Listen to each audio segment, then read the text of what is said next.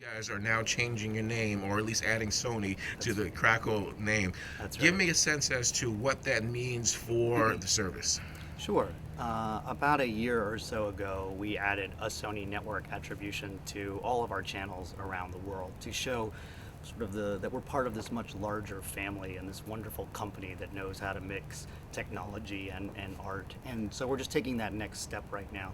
We think that the Sony name is a great representation of not only content but the electronics and streaming world that we live in, and technology, as I mentioned. Does that change the type of content the network will deliver?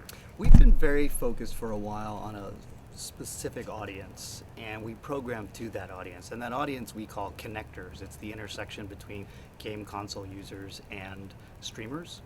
And as they go from gaming to streaming, there's a certain pace and tone that they're looking for. And we've learned a lot about these guys, both through research and the actual programming, the data that we're seeing on the service. And so we're going to continue to program to that audience. Speaking of some of the original content, Yeah. give me a sense as to what your strategy is on the original programming side. Yeah, no, it's a great question. Again, if you think about this connectors audience, they're looking for something different, worlds they haven't seen before, and a pace and a tone that engages them and brings them in right away, and allows them very often to go from playing games to watching and back to games with a sensibility that they're all in the right place, if you will.